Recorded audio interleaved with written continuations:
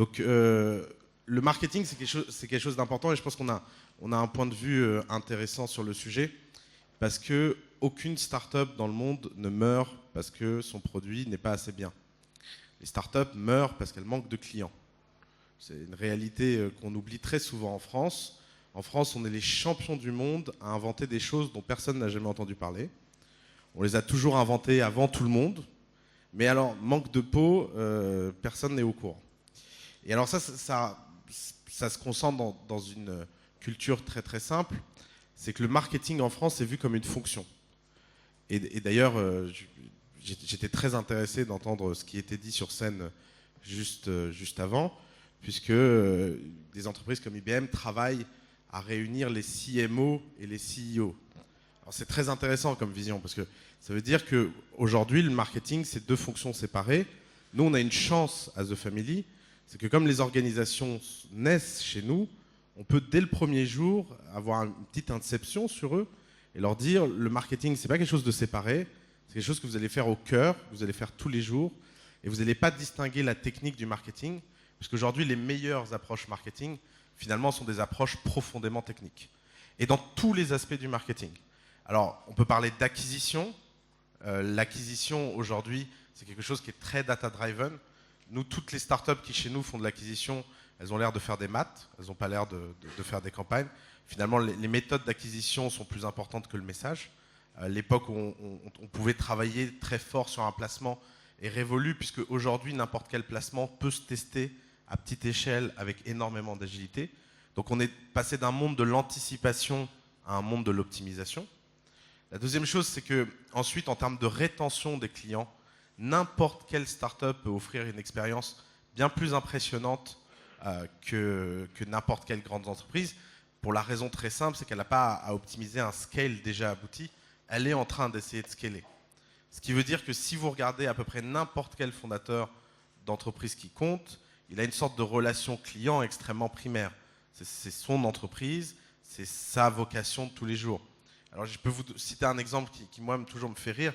C'est en France, on a une entreprise qui s'appelle Blablacar, que je pense que vous devez tous connaître, qui est l'ancien covoiturage.fr, qui a quand même levé 100 millions d'euros. C'est pas une petite somme. C'est aujourd'hui l'une des startups françaises qui se déploie le plus rapidement à l'échelle globale. Et quand vous rencontrez le fondateur de Blablacar, il a toujours dans sa sacoche, où qu'il aille, des stickers. Et dès qu'il est avec quelqu'un, il sort le sticker, il lui donne le sticker. Et ça vous montre à quel point le marketing n'est pas une fonction, c'est pas fonctionnel, c'est primaire. C'est que si vous savez que la chose la plus importante au monde, c'est d'avoir des clients et qu'ils soient heureux, bah d'un seul coup, c'est quelque chose qui concerne tout le monde. Ça concerne vos ingénieurs, ça concerne vos salariés, etc. Alors, je vais vous donner un autre exemple pour vous faire comprendre la différence entre le monde de la grande entreprise qui est fondé sur le taylorisme et la répartition des tâches, et le monde de la start-up qui est fondé sur le fait d'accomplir une mission le plus rapidement possible et de scaler le plus rapidement possible. Il y a une entreprise que vous connaissez sans doute qui s'appelle Dropbox. Dropbox aujourd'hui, ils viennent de passer la barre des 200 millions d'utilisateurs et ont annoncé un partenariat avec Microsoft. Et il y a une particularité à ce partenariat avec Microsoft, c'est que le CEO de Dropbox a enlevé son numéro de téléphone portable des emails envoyés par la compagnie. Donc ça veut dire quoi? Ça veut dire qu'il a fallu attendre 200 millions d'utilisateurs pour que le CEO d'une startup qui a reçu plusieurs milliards d'euros de funding se dise bon là, les clients commencent un peu trop à m'embêter, on va mettre le numéro de téléphone d'un service client. Et c'est pas une blague, tous les emails qui étaient envoyés par Drew Houston jusqu'à présent avaient son numéro de portable à n'importe quel client. Donc n'importe quel client qui appelait, alors en fait il n'y en a pas tant que ça parce que les gens n'y croient pas, c'est intéressant comme élément, mais c'était quand même plusieurs dizaines d'appels par jour. On peut se dire qu'il avait quelque chose de plus important à faire. Non, il n'avait rien de plus important à faire. Il n'y a rien de plus important qu'être drivé par ses clients, être au plus proche de ses clients et faire que tout se passe bien en fait.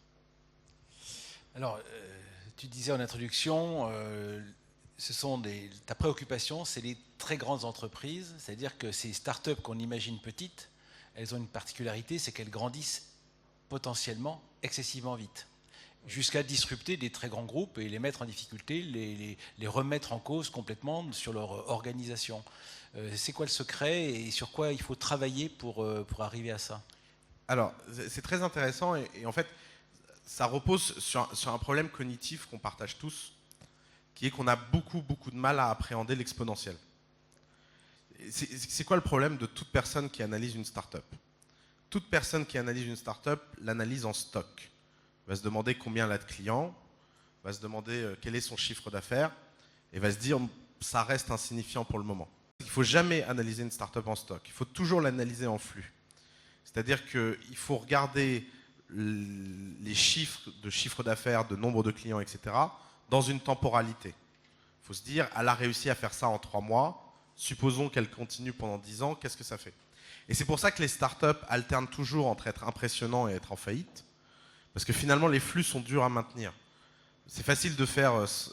j'ai vu un article de Challenge, une startup a été élue startup incroyable parce qu'elle a fait 43 000% de croissance. C'est une Dijonnaise. Hein. C'est une Dijonnaise. Alors c'est très impressionnant, mais ce qui m'a fasciné dans ce classement, c'est que pas une seule des startups mises en avant a un business model exponentiel. Elles ont tous des business models linéaires. Alors faire 43 000% de croissance quand on a un business model linéaire, on est champion du monde. Le problème, c'est qu'on ne va pas faire 43 000% deux fois. Parce que c'est le principe d'une linéaire, c'est que forcément c'est de plus en plus dur d'avoir une croissance maintenue. Alors c'est quoi les startups? Les startups c'est très différent, parce que les startups c'est très binaire. Soit vous êtes à zéro et vous n'avez pas compris ce qui se passe et vous n'avez pas de croissance. Soit en fait vous allez avoir ce qu'on appelle des rendements croissants. C'est-à-dire que non seulement vous allez avoir de la croissance, mais dans une bonne startup la croissance accélère. Ce qui est très contre-intuitif, puisque toutes les entreprises de l'économie traditionnelle ont des taux de croissance qui décélèrent. C'est le principe. Une croissance, Facebook aujourd'hui croît plus vite en valeur absolue qu'il y a 3 ans. Aujourd'hui, Facebook inscrit plus d'utilisateurs journaliers en volume et en proportion qu'elle en inscrivait il y a 3 ans. Pourquoi? Parce que c'est une exponentielle. Et l'exponentielle, c'est extrêmement dur à appréhender. Et alors, ça crée ce phénomène assez magique où vous prenez une entreprise comme Uber, par exemple. Alors, Uber, on en parle beaucoup en ce moment parce que c'est le grand scandale des médias. Uber a commencé il y a 4 ans et ils ont levé des fonds pour la première fois. Ils ont dit on a 3 voitures dans San Francisco. On a 3 voitures dans San Francisco, elles font une dizaine de courses par jour, on va faire $1 million dans un an. Bon, 1 an après, elles ont levé, ils ont dit on a 3000 voitures à San Francisco, 3000, et on va se lancer dans une deuxième ville. Et aujourd'hui, à Paris, des UberX, il y en a plus de 15 000. Et la société a 5 ans. C'est une exponentielle. Le problème des exponentielles, c'est quoi? C'est qu'aujourd'hui, Uber va atteindre les 10 milliards de volume d'affaires dans le monde, 2 milliards de chiffre d'affaires en 5 ans, 2 milliards de chiffre d'affaires qui sont réalisés à plus de 80% dans 4 villes. C'est ça le principe d'une exponentielle. C'est que c'est très long à démarrer, mais quand ça démarre, chaque pas est beaucoup plus impressionnant que le pas précédent. Et alors, le secret, il est où? Le secret, c'est qu'il faut être obsédé par sa croissance. Le grand problème de l'industrie française des startups, c'est qu'on a appliqué des codes traditionnels de gestion. Regardez sa marge, regardez son bénéfice, regardez son coût d'acquisition, au détriment en fait de la croissance. Parce qu'on veut paraître raisonnable et qu'on ne comprend pas les exponentielles. La vérité, c'est quoi? La vérité, c'est que dans le monde des startups, même celles qui croient, très peu survivent. C'est des power low. C'est-à-dire que quand vous avez un gagnant, il cumule pour tout le monde en fait.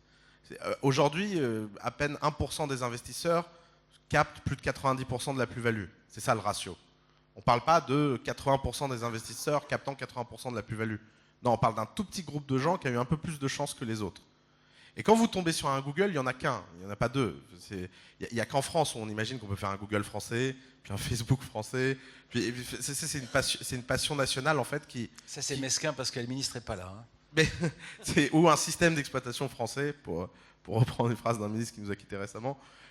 Tout ça n'a pas de sens en fait. Si on veut qu'en France des champions émergent, il va falloir réfléchir à tous les domaines qui aujourd'hui ne sont pas encore conquis. Et il y en a plein en fait, parce qu'il n'existe pas une industrie où le numérique ne peut pas réinventer le métier de A à Z. Par exemple, l'une des startups les plus intéressantes de The Family est dans l'agriculture. Qui imaginerait qu'aujourd'hui, les leaders du numérique exponentiel à Paris se passionnent pour l'agriculture? En fait, l'agriculture, c'est incroyable. Il y aura forcément un Google de l'agriculture. J'espère qu'il est chez nous, c'est pas sûr, c'est loin d'être là. Mais c'est évident qu'un jour, quelqu'un va prendre le marché agricole mondial et complètement réformer la façon dont on produit de la nourriture. Ça n'a pas de sens qu'on produise de la nourriture de la même façon qu'il y a 100 ans. On ne travaille pas de la même façon qu'il y a 10 ans, alors produire de la nourriture de la même façon, ça n'a pas de sens. Et c'est vrai pour tout. On a organisé une conférence sur le luxe, il n'y a pas très longtemps. L'industrie du luxe, et j'étais très content de voir ces exemples sur scène, c'est typique de tout ce que vous pouvez réinventer par l'Internet. Et alors, dernier point de méthodologie, je pense que les grandes entreprises ont un problème fondamental en termes de marketing, c'est qu'elles doivent réinventer des expériences alors que les expériences sont déjà en place et très peu optimisées. Et j'imagine, ça doit être terrible. Enfin, moi j'ai le bon rôle. Hein. Le rôle le plus simple, c'est de créer quelque chose de zéro et de le faire parfaitement tout de suite, dans toutes les erreurs que les gens ont fait avant. Et c'est ça en fait une start-up. Et on sous-estime toujours à quel point les start-up sont dangereuses, de l'autre côté, parce qu'on oublie qu'elles ont une chance incroyable, c'est qu'elles peuvent écrire une histoire de zéro. Et écrire une histoire de zéro, c'est infiniment plus facile que transformer une organisation, c'est sûr. Est-ce que les grandes organisations ont une chance de se transformer? Moi, je ne suis pas si optimiste que ça, en fait, là-dessus. Après, c'est aussi mon métier de parier sur les gens qui vont vous empêcher de vous transformer. Mais c'est ça, en fait. Le grand débat, c'est que si on veut créer des champions et les grandes entreprises de demain, il faut être obsédé par la croissance. Alors, il y a deux questions qui viennent. C'est l'investisseur dans une start-up est intéressé par sa sortie. Une des conditions des sorties en France, c'est la cession à un très grand groupe, parce que c'est comme si on part du principe, comme tu le dis, que les très grands groupes ont une quasi-impossibilité physique à se réinventer et à se disrupter eux-mêmes, et on le voit souvent, leurs solutions, ce qui sont déjà les solutions adoptées par des Google, des Facebook, qui sont d'acquérir des startups à leur deuxième stade ou leur troisième stade. Qu'est-ce qui manque pour que ça se fasse en France, ou est-ce que les conditions sont déjà réunies pour que ça se fasse en France? Alors, c'est hyper intéressant parce que The Family, on a une opinion très contrarienne sur ce sujet-là. Tout le monde a été obsédé par prendre le système américain et le répliquer en Europe. Alors, le système américain, c'est quoi? Si vous êtes investisseur dans une start-up, vous mettez de l'argent, vous investissez pendant une durée de 5 ans, puis après, vous passez 5 ans à sortir. Et donc, les cycles moyens d'un actionnaire dans une start-up sont de 5 ans. Donc on a pris l'écosystème le plus efficace du monde, le plus optimisé du monde, et quand c'est le plus optimisé du monde, le cycle est de 10 ans, puis on a dit, tiens, on va faire la même chose en Europe. Alors, manque de peau, c'est pas un secret, les investisseurs en capital français et européens en général, à quelques exceptions près, ont beaucoup de mal à gagner de l'argent parce qu'ils n'arrivent pas à sortir. Alors qu'est-ce qui se passe? Ils rentrent, puis ils bradent leur sortie.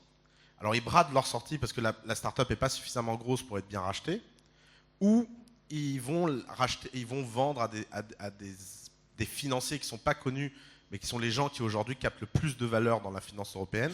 C'est ce qu'on appelle les fonds secondaires. Les fonds secondaires, leur métier, il est très simple, c'est d'aller racheter pour les gens qui n'ont plus de temps. Et les gens qui n'ont plus de temps, c'est terrible. Alors, ça c'est un problème parce que croire que les grands groupes vont avoir suffisamment de liquidités pour acheter les startups, c'est croire que notre écosystème aujourd'hui est mature. Si on regarde aux États-Unis ce qui se passe, aux États-Unis, tous les exits, c'est-à-dire toutes les sorties de startups, sont faites par d'anciennes startups. Si on regarde le marché M&A, il y a très peu de startups qui sont rachetées par des grands groupes américains. C'est l'exception. Je ne dis pas que ça n'arrive pas. Ce que je dis, c'est qu'aux États-Unis, comme ailleurs dans le monde, c'est une forme d'échec en fait. Ça arrive parce que l'offre est trop grosse. Parce que... Il y a quand même WhatsApp, il y a quand même des exemples. Ben oui, mais c'est Facebook qui les a rachetés. C'est ça le sujet. Le sujet, c'est qu'aux États-Unis, 90% du M&A technologique est fait par des acteurs technologiques ayant atteint une taille tellement grosse qu'ils ne peuvent plus être achetés. Aujourd'hui, le problème de la France, c'est que cette obsession de l'exit force les investisseurs à brader. Alors nous, notre position à The Family est de dire, d'abord, on a un avantage, c'est que notre moyenne d'âge est très jeune. Dans 20 ans, ce n'est pas un secret, je serai plus jeune que la plupart des investisseurs en capital de la place. Ce qui donne une perspective de temps très différente. Donc à The Family, on rentre pour ne jamais sortir. Alors les gens se disent, mais oui, mais si les gens rentrent pour ne jamais sortir, comment ils vont gagner de l'argent? Et là, en fait, il y a une confusion terrible. C'est de croire que pour gagner de l'argent, il faut vendre une boîte. Si aujourd'hui, vous aviez 1% de Google, toutes les banques du monde vous donneraient toutes les liquidités que vous voulez. Personne ne s'interrogerait sur votre fortune. Pourquoi? Parce que vous avez atteint un actif qui semble tellement pérenne que la liquidité se crée. Et il y a une confusion terrible entre liquidité et exit. Nous, notre point là-dessus, c'est de dire il faut réussir à créer suffisamment de champions indépendants qui génèrent suffisamment de cash flow pour ne pas avoir besoin de se vendre. Peut-être qu'ils se vendront dans de très bonnes conditions grâce à ça. Mais aujourd'hui, l'obsession de l'exit détourne les entrepreneurs de l'obsession réelle. Et qu'il faut rappeler en France, c'est qu'une entreprise, c'est une institution sociale qui doit gagner de l'argent, et beaucoup d'argent. Parce que si elle ne gagne pas beaucoup d'argent, elle n'a pas les moyens de se développer. Si elle n'a pas les moyens de se développer, elle n'attirera pas plus de capitaux. Et ce jeu capitalistique, il est assez simple. Le développement de sociétés très saines amène à pouvoir aller chercher de l'argent étranger. Et je peux vous donner un chiffre. Les startups de The Family, en 1 an, ont levé 96 millions d'euros. La totalité des startups françaises, c'est 700 millions d'euros. Sur les 96 millions d'euros levés, 89 millions viennent de l'étranger.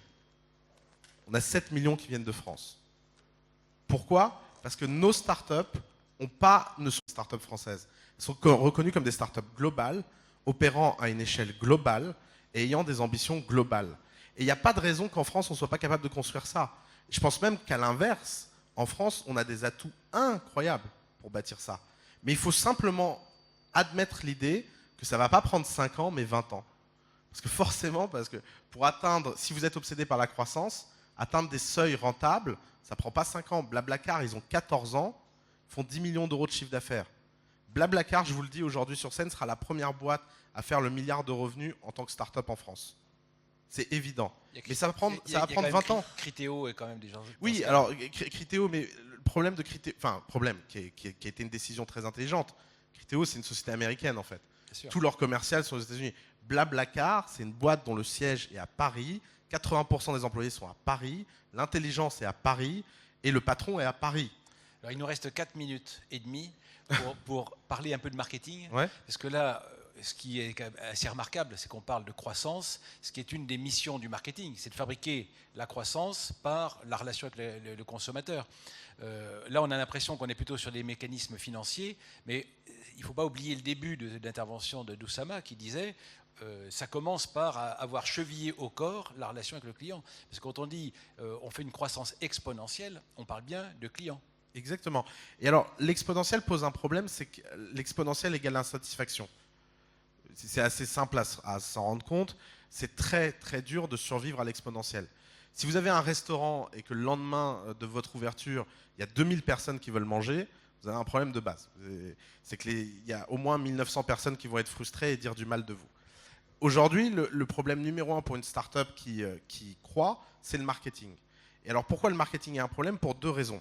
D'abord parce que le coût d'acquisition des relais traditionnels de marketing sont trop chers et trop inefficients pour une start-up. Si une start-up, dès le premier jour, essaie de concurrencer un Air France dans le voyage, par exemple, bah, bon courage. Je ne sais pas sur quelle planète les entrepreneurs peuvent imaginer utiliser les mêmes outils. Donc, ils doivent inventer un nouveau type de marketing. Alors, il y a un terme que The Family a rendu à la mode, que vous avez peut-être entendu parler. Nous, on parle de growth hacking. C'est l'idée que, comme on est obsédé par la croissance, notre objectif à nous, en fait, est d'aller pirater cette croissance. Et pourquoi pirater? Parce que c'est l'idée très simple qu'on ne peut pas jouer fair par rapport aux moyens marketing traditionnels.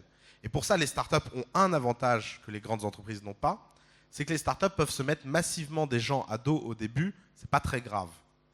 Si vous êtes une marque, c'est quoi votre obsession? C'est que vous avez la terreur de perdre ce que vous avez déjà. Une grande marque est dans une structure ontologique où la pire chose qui puisse lui arriver, c'est de perdre ce qu'elle a déjà. Donc il faut croître, grandir, mais surtout il faut préserver ce qu'on a déjà. C'est pour ça que, mine de rien, qu'on le veuille ou non, ça reste une logique de la rente. Une start-up, c'est très différent. Elle n'a rien à perdre. Il y a une sorte de temps magique dans les start-up, les 3 premières années, où à peu près toutes les bêtises du monde sont rattrapables. Regardez Uber, il y a un article par semaine en ce moment sur leur attitude scandaleuse. Bon, bah, c'est pas très grave, ils ont embauché le directeur de la campagne d'Obama, David Plouffe, ils l'ont mis numéro 2, il a pris le CEO, il lui a dit il va falloir apprendre à faire des excuses sur scène. Donc tu vas aller sur scène et t'excuser. Donc qu'est-ce qu'il a fait? Il a été sur scène et dit bon, c'est vrai, on a été un peu agressif, on a été un peu méchant. Bon, bah, de toute façon, maintenant qu'on a tué tout le monde, on peut bien se racheter une conduite, c'est pas très grave. Bon, si le patron d'Air France se comportait comme le patron d'Uber, son conseil d'administration le virait au bout de 3 semaines. Ça a été la même chose avec Facebook. Regardez Zuckerberg 1, Zuckerberg 2, Zuckerberg 3. Zuckerberg 1, c'est un jeune garçon qui fait n'importe quoi.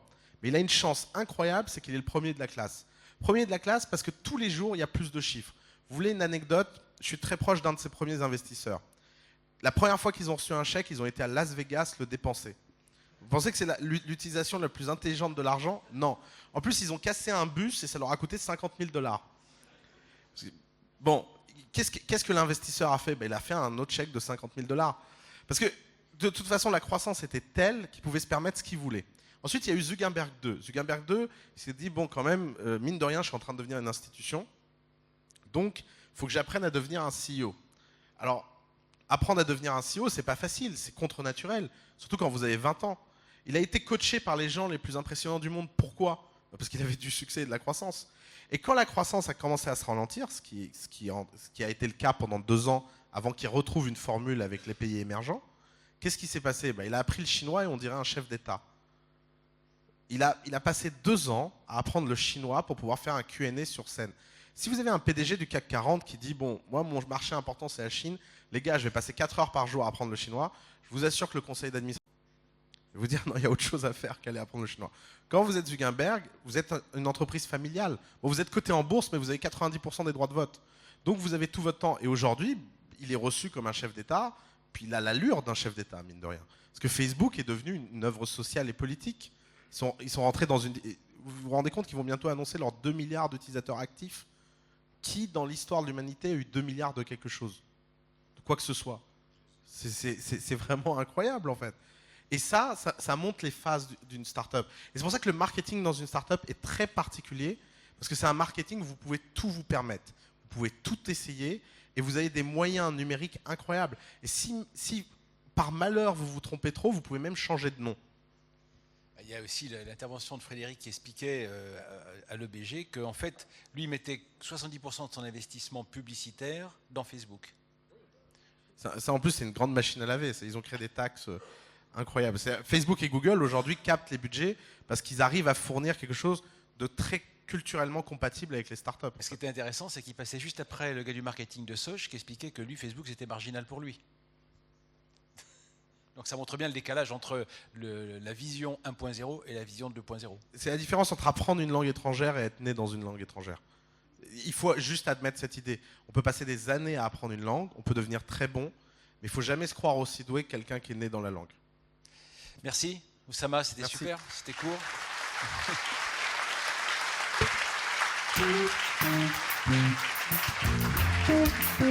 Alors,